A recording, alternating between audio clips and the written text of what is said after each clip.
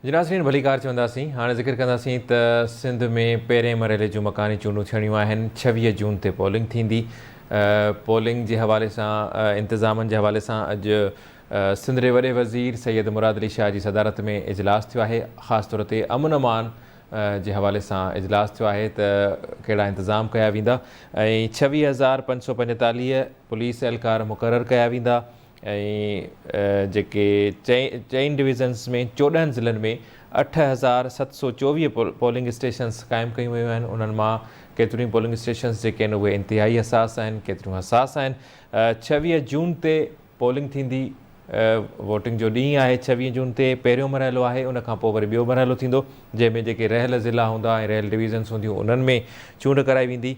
अमन अमान बाबति इजलास थियो आहे। जेकॾहिं पाण ॻाल्हि कयूं त कुझु ॾींहं पहिरियां नंढी चूंड दौरान बि हिकु पार्टीअ जो कारकुन जेको आहे उहो मारियो वियो, केतिरा ई ज़ख़्मी थिया ऐं छेड़ो थियो।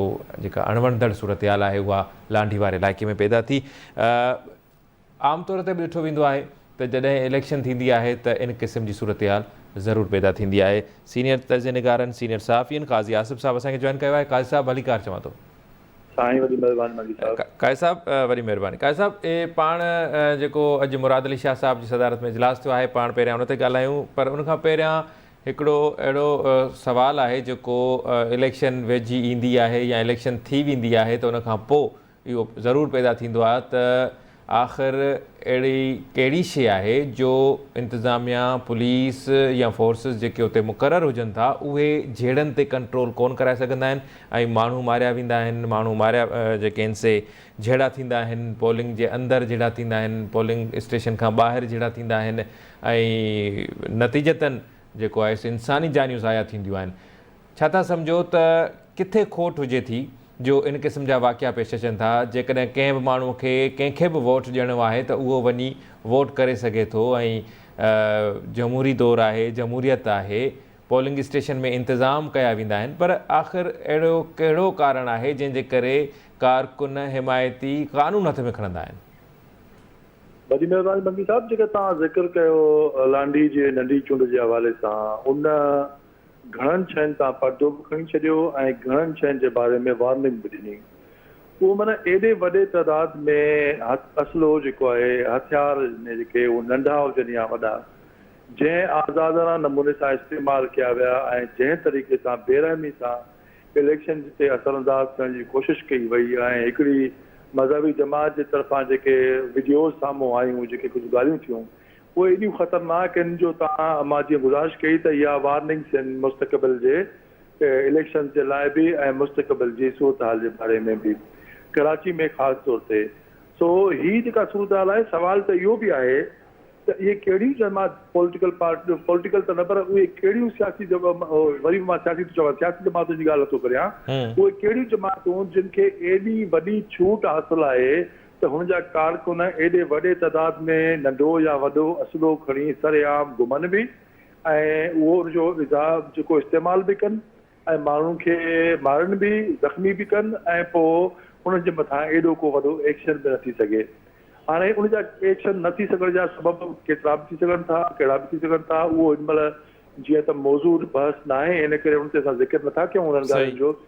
पर रुगो एतिरो असां गुज़ारिश सिर्फ़ु कंदासीं त इहे इन शयुनि ते नज़र रखण जी ज़रूरत आहे त इहे जीअं तव्हां ॻाल्हि कई त इहा सूरत हाल कीअं पैदा थी थिए जो हीउ हेॾो ज़ाहिर आहे। इन जो फेल्यूअर जेका इमीडिएट जेका इंतिज़ामिया आहे उनजो फेल्यूअर आहे, पर उनजो फेल्यूअर उते उनजा हथ कीअं बदिजी था वञनि त हू कंहिंजे मथां को एॾो वॾो एक्शन न खणी सघनि या उन्हनि ते गिरफ़्तारी न थी सघे या एॾो वॾो मतिलबु हूंदे बि पोइ हू पंहिंजो अमल न करे सघनि। इहा बहरहाल हिकिड़ी सवाल निशान आहे जेको बलदियाती इलेक्शन में बि रहंदो ऐं जेको आहे जनरल इलेक्शन जॾहिं थींदियूं तॾहिं बि रहंदो। जी सही। अच्छा क़ाज़ी साहब, अॼु वॾे वज़ीर जी सदारत में इजलास थियो आहे जंहिंमें इंतिज़ामनि जो जाइज़ो वरितो वियो, हिदायतूं कयूं वयूं आहिनि, कलम 144 लागू कयो वियो आहे, हथियारनि जी नुमाइश ते पाबंदी लॻाई वई आहे।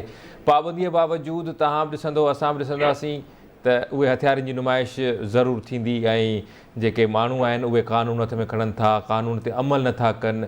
जॾहिं हिदायत जारी कई वञे, जॾहिं पाबंदी लागू कई वञे थी त उनजे बावजूदि बि उहे माण्हू जेके आहिनि एतिरा बासर आहिनि या एतिरो उनखे छा अहिड़ो कहिड़ो नालो ॾिजे जो उहे कानून हथ में खणण खां लवाइनि नथा, डिॼनि नथा?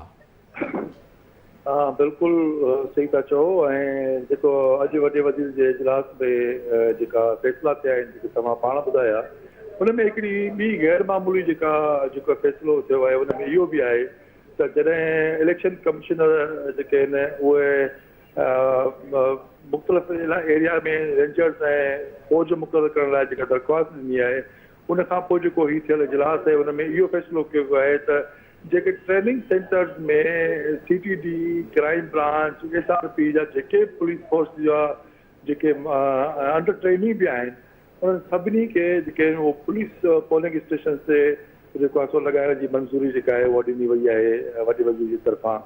ऐं ज़ाहिर आहे इहो फोर्स तमामु चङो भलो आहे, पर तव्हां वारी ॻाल्हि इहा ई त जेकॾहिं फोर्स हूंदो बि ऐं जेकॾहिं हुनजा हथ पेर ॿधल हूंदा, हू कानून ते अमल न कराए सघंदा किन बि सबबनि जे करे, ऐं किन जेको आहे सो मंज़ूर नज़र जमातुनि जे करे उहे पंहिंजो उहो अख़्तियार न रखी सघंदा, त इहो ज़ाहिर आहे समाज में अनारकी पैदा थींदी। ऐं पोइ बलदियाती चूंडूं जेके ग्रास रूट लेवल जूं चूंडूं आहिनि, उन्हनि में जेकॾहिं का एॾी वॾी बदमज़गी थी त उहे ज़ाहिर आहे ज़ाती दुश्मननि में बि तब्दील थी सघे थी, क़बाइली दुश्मननि में बि तब्दील थी सघे थी, ॿिया मामला बि थी सघनि था। इन करे इंतिज़ामिया खे पंहिंजूं समूरियूं कोशिशूं इन ॻाल्हि ते लॻाइणु घुरिजनि त जीअं ही इलेक्शन पुरअमन तरीक़े सां थी वञे ऐं को अहिड़ो वॾो नंढा संढा वाक़िया त ज़ाहिर आहे हर इलेक्शन में थींदा रहंदा आहिनि, पर हेॾो वॾो को वाक़ियो न थिए जंहिंसां जीअं मूं गुज़ारिश कई त जंहिंसां को क़बाइली तकरार, को ज़ाती दुश्मनी या ॿिया मामला न थी वञनि। जी सही, ठीकु आहे, वरी महिरबानी खां हिसाब तव्हां असांखे टाइम ॾिनो। नाज़रीन, चूंड अमल दौरान झेड़नि खे कंट्रोल करणु यकीनी तौर ते सिंध पुलिस जो कमु आहे, इंतिज़ामिया जो कमु आहे, ऐं हर माण्हू खे बि घुरिजे त हू कानून जी पासदारी करे। कानून हथ में खणण खां जेको असां कानून हथ में खणी वठूं था ऐं असर रसूख़ ॾेखारियूं था, इहो इंतिहाई ख़तरनाक आहे। हर माण्हूअ खे कानून जे दायरे में रही करे चूंड अमल जो हिसो बणिजणु घुरिजे, उहो चाहे उम्मीदवार आहे या कंहिंजो हिमायती आहे या उहो कंहिंजो पोलिंग एजेंट आहे।